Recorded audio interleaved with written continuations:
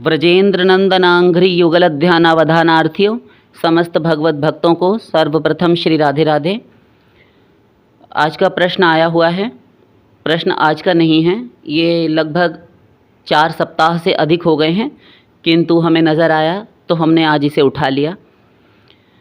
किम वालिया करके कोई हैं, वे कहती हैं, अब स्त्री हैं कि पुरुष हैं ये नहीं पता, क्या स्त्री विरक्त वेश लेकर भजन कर सकती है यदि उसका मन संसार से पूर्ण उदासीन हो चुका हो, लोक व्यवहार से सर्वथा यानी बिल्कुल मन हट गया हो और सिर्फ एक लक्ष्य हो भगवत प्राप्ति का। किसी भी स्थिति में जब दुनिया में संसार में मन ना जाए तो क्या इस घोर कलयुग में विरक्त वेश में रह सकते हैं? आसपास के लोग बहुत प्रतिकूलता देते हैं और शादी को अनिवार्य बताते हैं।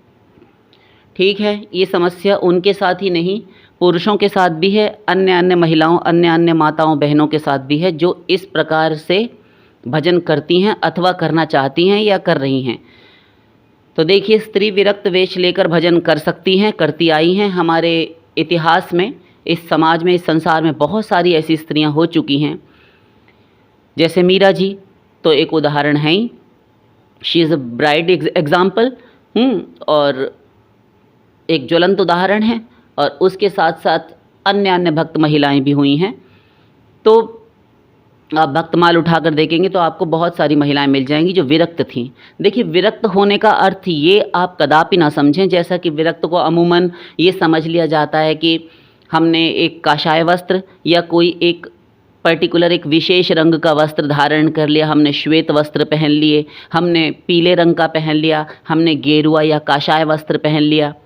अन्य भी हो सकते हैं।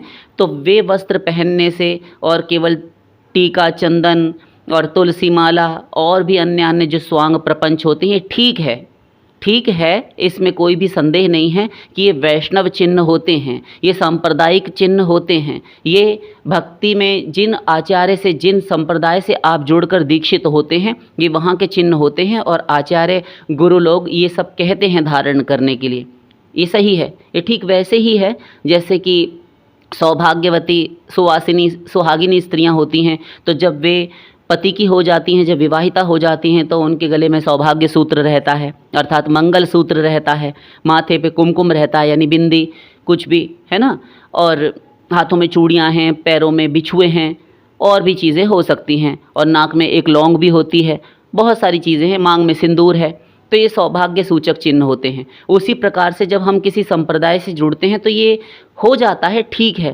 किंतु विरक्त वेश का अर्थ ये कतई नहीं होता कि हम संसार को छोड़कर चले गए, हमने तिलांजलि दे दी लोक व्यवहार को और हम विरक्त हो गए। आप एक बात बताइए, आप घर गृहस्थी को छोड़कर जिस घर में जिन परिवार वाले सदस्यों के साथ में आप रह रहे हैं, इन्हें गिने 8, 10, 20 के साथ, उनको छोड़कर ही तो आप जा रहे हैं ना। शेष जहाँ जाएंगे इस संसार भर में ही आप रहेंगे। तो संसार किसे कहते हैं? संसार पूरे विश्व को, सारे यूनिवर्स को संसार कहते हैं। आप संसार सोचते हैं कि आपने अपनी घर गृहस्थी का त्याग कर दिया तो आप विरक्त हो गए, किंतु जहाँ कहीं भी जाएंगे वहाँ आसपास सब जगह घर होंगे। ऐसा एक स्थान बताइए जहाँ पर आपको घनघोर जंगल मिल जाए, जहाँ कोई आता जाता ना हो, जहाँ निर्जन स्थान हो। कहीं भी जाएंगे, रहेंगे तो संसार में किसी शहर में रहेंगे। ठीक है, आप दिल्ली में नहीं रहेंगे, रशिया में, कनाडा में नहीं रहेंगे, मुंबई में नहीं रहेंगे, आप ब्रज में रहेंगे, वहाँ पर भी गृहस्थी हैं, वहाँ के लोग और गृहस्थी लोग बहुत सारे भक्त हैं, महिलाएं हैं, पुरुष हैं, स्त्री हैं, बालक हैं, वृद्ध हैं, सभी परिक्रमा के लिए जाते हैं। तो ऐसा कौन सा स्थान है जहाँ संसार नहीं है? और आप संसार से भागे फिर रहे हैं, संसार छोड़कर आप कहाँ जाएंगे ये बताइए? जहाँ जाएंगे वहाँ संसार है। तो विरक्ति, अब ध्यान से समझिए, विरक्त वेश का अर्थ क्या होता है? विरक्त एक तो वेश से होता है, एक विरक्त मन से होता है। जैसे एक ज्वलंत उदाहरण, सीता जी अपने पति श्री राम के साथ, भगवान के साथ, ये भगवान और भगवती वन में गए, किंतु भरत भय घर में ही सन्यासी। उनकी पत्नी मांडवी जी हैं और वे घर में ही हैं, और नंदीग्राम में वे घर में रहकर, अयोध्या में रहकर सन्यासी हो गए। किसी ने भी ये नहीं आज तक, बड़े बड़े वैष्णवाचार्य महापुरुष आए, रामायणकार आए, किन्हीं ने भी भरतलाल जी के चरित्र पर उंगली नहीं उठाई, उन्होंने टीका टिप्पणी नहीं की, कि आक्षेप नहीं किया उन पर कि भरत जी ने यहाँ पर खोट किया भक्ति में। पूर्ण रूप से सावधान और ऐसा जीवन जिया कि घर में रहकर कैसे विरक्त जीवन जिया जाता है, ये उन्होंने दिखा दिया। प्रहलाद जी महाराज राज्य कर रहे हैं, महाराज अम्बरीश राज्य कर रहे हैं, महाराज पांडवों के बड़े भाई युधिष्ठिर राज्य कर रहे हैं। कितने भक्त हो गए हैं, ये राजर्षि हैं। विदेहराज जनक, सीता जी के पिता, देखिए इनके गुरु याज्ञवल्क्य ऐसे विरक्त हैं। एक हाथ नग्न स्त्रियों के ब्रेस्ट पर, उनके वक्षस्थल पर था, और दूसरा हाथ अग्नि पर, किंतु ध्यान ब्रह्मस्थ था। इसी प्रकार राजर्षि एक और हुए, महाराज दशरथ, बंधों अवधपति, बंधों अवध भुआल, ये भगवान श्री राम के पिता महाराज बनने का सौभाग्य जिनको मिला, महाराज दशरथ। जोग भोग मह राख्यो गोई, जिन्होंने अपने योग को भोग में छिपा रखा था कि इतनी सारी रानियों के पति हैं और राजा एक छत्र सम्राट हैं सारे पृथ्वी के, किंतु उन्होंने अपने भोगों के बीच छिपा रखा है अपने योग को। किंतु वह प्रकट हो गया राम जी से बिछुड़ते ही। जब राम वन को गए, 5वें दिन उन्होंने शरीर त्याग दिया। तो विरक्त का अर्थ होता है मन से वीतराग हो जाना, उपराम हो जाना। मन में वैराग्य होना चाहिए। संसार को छोड़कर आप जहाँ कहीं जाएंगे संसार ही है, तो ये कोई छोड़ना नहीं होता। रही बात स्त्री की कि क्या स्त्री विरक्त वेश लेकर भजन कर सकती हैं? बिल्कुल कर सकती हैं, यदि उसका मन संसार से पूर्ण उदासीन हो चुका हो, लोक व्यवहार से सर्वथा मन हट गया हो और सिर्फ एक लक्ष्य हो भगवत प्राप्ति का। तो देखिए, यदि मन उदासीन पूर्ण रूप से हो चुका है, तब वह विरक्त वेश ले सकती हैं, लिया है, आगे भी ले सकती हैं।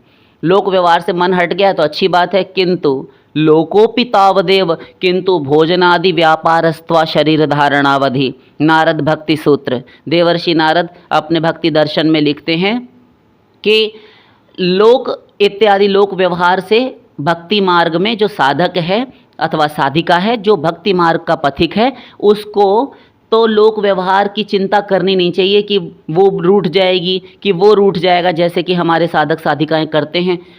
जी भर कर सत्संग सुनते हैं, उन गुरु को भी सुन रहे हैं, उन महाराज को भी सुन रहे हैं, उन बाबा जी को भी सुन रहे हैं, सबको सुन रहे हैं, किंतु मन में वैराग्य नहीं है। फिर इतनी देर में ही कोई पड़ोसन आ गई, कोई सखी का, कोई सहेली का, फ्रेंड का फ़ोन आ गया, तो वह पुरुष भी चला गया, वह स्त्री भी चली गई, लग गए उनमें संसारियों में।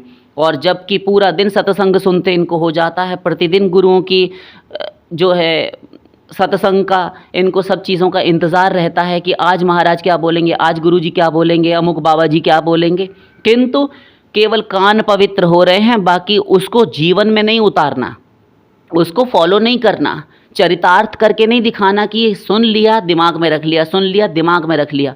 तो खोपड़ी भरी जा रही है, लेकिन है किसके लिए, वो बोल किसके लिए रहे हैं? तो ऐसे काम नहीं चलेगा।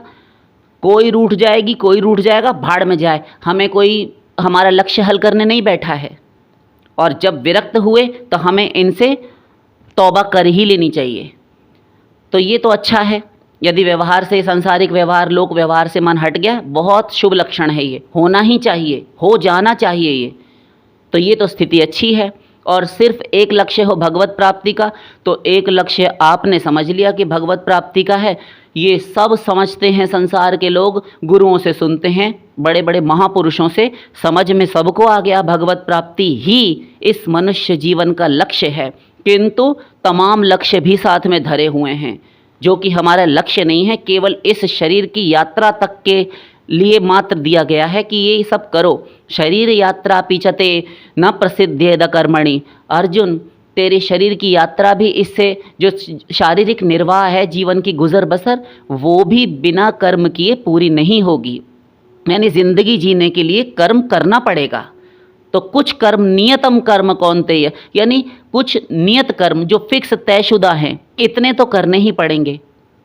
मतलब अर्थात ये कि सुबह आप जागेंगे, हाँ, उसके उपरांत जागकर आप कुछ दैनिक कृत्य, शौचाचार इत्यादि करेंगे, ब्रश करेंगे, मंजन करेंगे, दतुअन कुल्ले इत्यादि, आप स्नान इत्यादि करेंगे, ये नित्य नियम करेंगे। उसके उपरांत आप अपने इष्ट आराध्य का पूजन भजन, ये तो अनिवार्य अंग है, अपरिहार्य है, ये तो लक्ष्य है, तो ये करेंगे। उसके उपरांत अब हमारे शास्त्र कहते हैं, तनु बिनु भजन बेद नहीं बरना, बिना शरीर के वेद ने भजन नहीं कहा, रामायण उत्तरकांड। भूखे भजन न होई गोपाला, यह लो अपनी कंठी माला। ये रही तुम्हारी कंठी और ये रही जपवटी, ये तुम पकड़ो, हमें पहले खाने को दो। ये शरीर तुमने दिया, इसको चलाने के लिए 2 रोटी की व्यवस्था करो। तो यह आवश्यक है। देवर्षि नारद भी पीछे नहीं रहे, बोले हम भी आ रहे हैं। बोलिए आपको क्या कहना है। देवर्षि कहते हैं लोकोपिताव देव किंतु भोजनादि व्यापारस्त्वा शरीर धारणावधि। देखो मनुष्यों, तुम भक्ति मार्ग में आना चाहते हो, आ गए हो, हाँ क्यों नहीं आ गए। तो लोक व्यवहार जो तुम छोड़ रहे हो वो छोड़ दो, वो तो छोड़ना ही पड़ेगा, संसार को बाय बाय कहना पड़ेगा, वरना ये कुसंग हो जाएगा कि तुम भक्ति मार्ग में भी चलो, संसार में भी फंसे रहो लल्लो चप्पो में। ये नहीं करनी तुम्हें, अकेले रहना सीखो। तो वो तो कर दिया, किंतु खाने पीने से खिलाफत नहीं कर सकते। हाँ, ये करना है कि जो तुम आजकल जहरीला खाना खाते थे अब तक, ये मोमोज, चाउमीन, फ्राइड राइस और ये जो तुम्हारा जो भी है जंक फूड, फास्ट फूड, ये कूड़ा कबाड़ा, ये सब विटामिन प्रोटीन नष्ट करके, ये नहीं, शुद्ध सात्विक आहार लो। किंतु भोजन देना पड़ेगा तुमको, भाजी तरकारी आटा दाल चावल इस शरीर को, क्योंकि ये शरीर पंच तत्वों से बना है, इसको भोजन देना पड़ेगा। अन्यथा तुमने सोचा कि हम फलाहारी बाबा, जलाहारी बाबा और पवनाहारी बाबा ये बन जाएं और हम कुछ नहीं खाएंगे, तब फिर आप करने बैठेंगे हरे राम तो कहेंगे हरे दर्द। इसलिए आपको सावधान रहना पड़ेगा, अन्यथा नेचर आपको दंड देगा। किसी भी विटामिन प्रोटीन, किसी भी मिनरल्स इत्यादि की, किसी पोषक तत्व की, न्यूट्रिशन की कमी शरीर में आई तो डेफिशिएंसी डिसऑर्डर्स हो जाएंगे आपको। अभावजन्य रोग कहते हैं इसको। ठीक, हाँ समझ गए। तो खाना पीना आपको देना पड़ेगा, इससे खिलाफत नहीं कर सकते आप। ठीक। तो लोकोपितावदेव, आपने कहा ना कि लोक व्यवहार से मन ऊब गया, तो देवर्षि नारद भी सही दे रहे हैं कि वो तो होना ही चाहिए बेटा। किंतु भगवत प्राप्ति का लक्ष्य सबके पास है, आपने समझ लिया। ये लोग सुन सुनकर भी नहीं समझते, तो अच्छी बात है। अब आगे समझिए, किसी भी स्थिति में जब दुनिया में मन ना जाए तो क्या इस घोर कलयुग में विरक्त वेश में रह सकते हैं। अब आपने अपनी ही बात से काट दी है। ऐसा क्या आपने देख लिया हमारी बात। देखिए, एक और आप कह रही हैं कि क्या स्त्री विरक्त वेश ले सकती है, संसार से मन उदासीन हो चुका है, लोक व्यवहार से सर्वथा मन हट चुका है, सिर्फ एक लक्ष्य हो भगवत प्राप्ति का। ध्यान दीजिए, जब एक लक्ष्य है भगवत प्राप्ति का, संसार से मन पूर्ण, आपने शब्द देकर लिखा है पूर्ण उदासीन, यानी न्यूट्रल हो चुका है, विरक्त हो चुका है। उदासीन का अर्थ होता है विरक्त।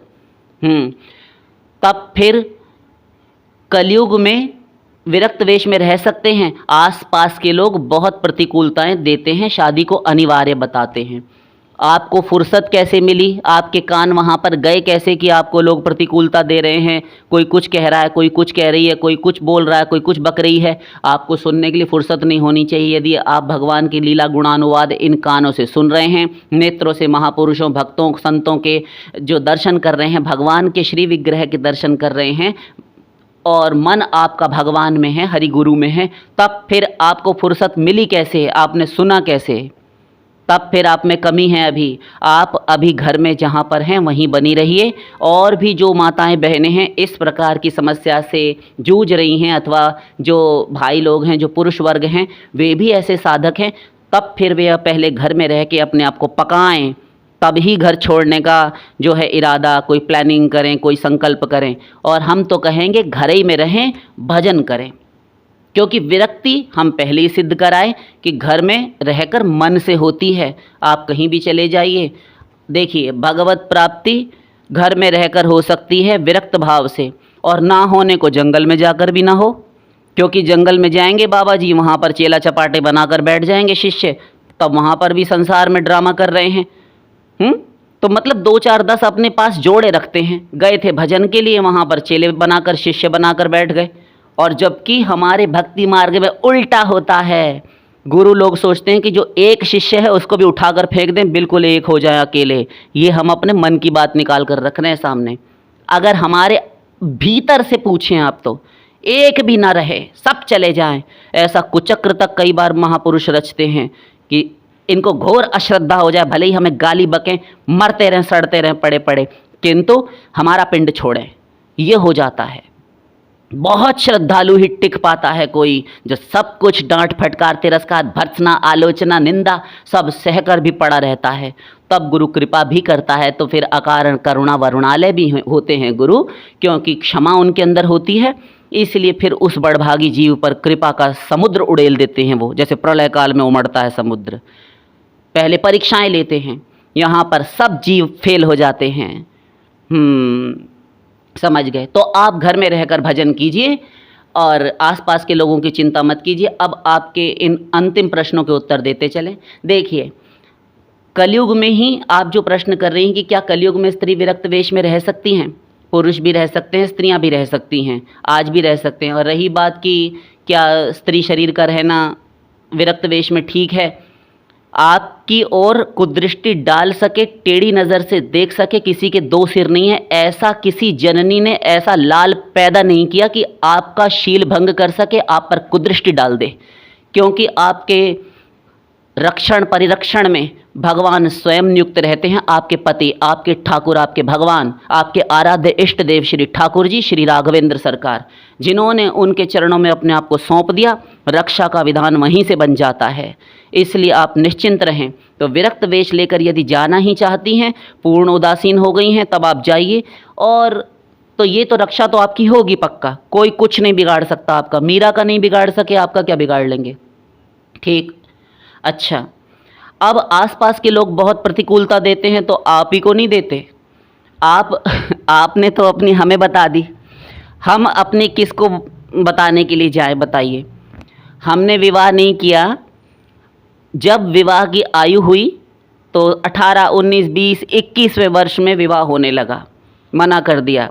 22-23 वर्ष में पीछे लगे रहे, फिर 28वें 29वें वर्ष तक ये बात चलती रही, मना करते रहे। हमें समाज ने क्या नहीं कह दिया, उन शब्दों को हम यहाँ पर रखना नहीं चाहते। बहुत सी माताएं हैं, बहुत सी स्त्रियां हैं, बहनें हैं, कई हमारी छोटी कन्याएं भी देखती हैं, तो बोलना अच्छा नहीं लगता। और शब्द ऐसे हैं कि वो ज़बान पर ना ही आए तो अच्छा है। ऐसी ऐसी बातें भी लोगों ने कही, और लोग कुछ भी पूछ लेते हैं आजकल। हमें तो ये आश्चर्य होता है कि कुछ भी पूछ लेते हैं, और संकोच, कुछ भी ज़रा सा भी संकोच उनके मन में नहीं होता कि ये बात हमें पूछनी भी चाहिए अथवा नहीं। क्या क्या नहीं पूछ लेते। तो और ना जाने क्या क्या मंतव्य कर लेते हैं कि सब ठीक ठाक तो है ना, ऐसा तो नहीं है, वैसा तो नहीं है। अब जो पुरुष वर्ग हैं, समझदार हैं, वे समझ ही गए होंगे, हम बोलना नहीं चाहते। और जो जानते थे तो उनसे भिड़ गए हमारी ओर से कि ऐसी कैसी बकवास कर रहे हो, सब बिल्कुल देखने में अगला बिल्कुल जो सही लग रहे हैं सब चीज़ है। और आप ऐसी हमारी ओर से बहुत काफ़ी कहासुनी भी कई लोगों ने की जो हमारी फेवर में थे। कई माताएं भी ऐसी थीं कि भाई कुछ ना कुछ तो व्यवस्था होगी, उनका मन नहीं लगता होगा जब हम देखते हैं दिन रात भजन पूजन में ही सारा जीवन सौंप रखा है उन्होंने, तो फिर तुम ऐसी बात क्यों कह रहे हो, क्यों पाप के भागी बन रहे हो। बहुत सपोर्ट किया, किंतु अद्यावधि आज तक कोई शांत नहीं है, बोलते ही रहते हैं विवाह के लिए। बोलते रहिए। जब हम जुड़ चुके, जब हम अपने आप को बेच चुके हरि गुरु को, हमारे लिए ये बात सुनना भी पाप है, अपराध है। तुम ऐसी बातें कह कह कर क्यों अपराध लेते हो? तो बोलते तो सब हैं और वे बोलेंगे, वे किसी भी अवसर को गंवाए बिना बोलेंगे, वे नहीं चूकेंगे। आपको मजबूत बनना है। हम कैसे मजबूत बने? मजबूत ऐसे बनिए, क्षांतिरभ्यर्थ कालत्वम विरक्तिर्मान शून्यता आशाबंध समुत्कंठा नाम गाने सदा रुचि। शांति, क्षमावान बनिए, धैर्य रखिए। अभ्यर्थ कालत्वम यानी समय बर्बाद मत कीजिए, भजन में लगे रहिए, नाम जप कीजिए, स्मरण कीजिए भगवान का, भक्ति भजन में मन लगाइए, जो गुरु ने आपको साधना दी हो वो करते रहिए। विरक्त तो आप हैं ही, आपने बताया, और रही सही भक्ति जितनी बढ़ेगी ज्ञान वैराग्य को अपने आप जन्म दे देगी। भीतर से आएगा ज्ञान वैराग्य, पढ़ने से नहीं आएगा, जितना भीतर से भक्ति जन्म देगी। अव्यर्थ कालत्वम, विरक्ति, मान शून्यता, अभिमान शून्य हो जाइए। कुछ लोगों की बात इसलिए पिंच करती है क्योंकि अभिमान कहीं ना कहीं सूक्ष्म रहता है हृदय के किसी कोने में। आप अपनी बुद्धि से मत पूछिए, ये गुरु लोग जानते हैं, वे ही बता पाएंगे आपको। और आपको सिर झुकाकर स्वीकार करनी पड़ेगी कि हाँ मेरे में अभिमान है। यदि बोले तब आप श्रद्धा से गए, फिसल गए आप। मान शून्यता, आशा बंध, आशा रखें कि प्रभु मेरे अवश्य मिलेंगे, अवश्य मिलेंगे, आज नहीं आए कल मिलेंगे, फिर कल हुआ और फिर बीत गया, फिर सूर्यास्त हो गया, कोई बात नहीं, आज नहीं आए कल आएंगे। ऐसी चातकी वृत्ति माता शबरी की तरह से, गोपियों की तरह से कि ब्रजेंद्र नंदन आर्यपुत्र अवश्य आएंगे, वे हमें छोड़कर जा ही नहीं सकते, वे रह ही नहीं सकते हमारे बिना, ऐसा है। आशा बंध, समुत्कंठा, भगवान के दर्शनों के लिए, उनके मिलन के लिए समुत्कंठा, व्याकुलता रहे भगवत प्राप्ति की यदि साधक है तो। नाम गाने सदा रुचि, भगवान के नाम गान में, लीला गुणानुवाद में सदा रुचि हो, दिन रात वही श्रवण करे, वही सुने, संतों की गोष्ठी में ही निवास करे। आसक्ति तद्गुणाख्याने, भगवान की गुण, लीला गुणानुवाद, भगवान की कथाओं, भगवत वार्ता, भगवत विषयिक चर्चा, इन सब में आसक्ति, मन इतना रम जाए कि छूटे ना, वहाँ से निकल कर ना जाए, और ये जो बकबक करने वाले हैं इनकी बातें आपके कानों में पड़ने का अवसर ही ना मिले। प्रीतिस्तद्वसति स्थले, ये पूरा श्लोक कर दिया। भक्ति रसामृत सिंधु, हृदय में प्रेम हो इतना प्रभु के प्रति, सब चला जाएगा। कुछ दिन अभ्यास कीजिए, घर में रहकर आप अभ्यास करते रहिए, और यदि पूर्ण विरक्त आप हो ही गई हैं, आपको लगता है जो जो शर्तें हमने बताई, तब फिर आप जा सकती हैं।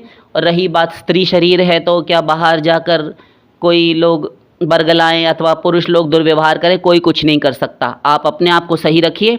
यदि भ्रष्ट होने का आपको तनिक भी संदेह हो कि नहीं आगे चलकर शरीर में, अब स्त्री शरीर है, पुरुष शरीर है, भ्रष्ट हो जाते हैं, कई हुए हैं, हमने बहुत साधकों का पतन देखा है कि गए गुरुओं के आश्रम में रहे, वहाँ जाकर उनको काम उन्माद, यौन उन्माद हुआ और स्त्री और पुरुष सब भटक गए, और वहाँ जाकर फिर से संसार में चले आए, घोर पतन हो गया उनका। तो यदि काम वासना हृदय को सताए, यदि लगे कि हम नहीं जीत पाएंगे, तब फिर घर में रहकर अपने आप को पक्का करना चाहिए, तब फिर विवाह कीजिए। फालतू की बातें करने से कोई फ़ायदा नहीं। ये लोक रंजन, लोक दिखावा जो है, ये फालतू की नौटंकीबाजी अच्छी नहीं होती। शब्द आपको यदि बुरे लगें तो उसके लिए हमें क्षमा कीजिए, किंतु जो सत्य है वो हम कहेंगे। ये आगे चल के पतन होने की यदि आपको रंचक मात्र एक राई के दाने समान भी संभावना लगे कि नहीं हम नहीं संभाल सकते, आगे शरीर है, आवश्यकता लगेगी, तब आप गृहस्थ जीवन में प्रवेश करें और जीते रहिए। इसी प्रकार पुरुष भाई भी हैं, वे भी ऐसे विरक्त होकर घर छोड़ने का दुस्साहस ना करें। पहले अपने आप को घर में रहकर विरक्त कर लें इतना, जब देख लें कि अब राधा रानी श्री कृष्ण के पाद पद्म पराग का ही ऐसे मन मधुप ये चंचरीक बन चुका है, उन्हीं चरण कमलों पर ही गुंजार करने लगा है मन रूपी भ्रमर, तब ही घर त्यागें और कोई विषय आसक्ति आपको आसक्त ना कर सके, बांध ना सके, कोई रिश्ते नाते, किसी भी प्रकार के कष्ट, तब ही आप घर छोड़ने की कोई प्लानिंग करें, कोई संकल्प करें, इरादे करें। अन्यथा घर में रहकर भी भगवत प्राप्ति हो सकती है, वन में जाकर भी भगवत प्राप्ति नहीं हो सकती। शेष फिर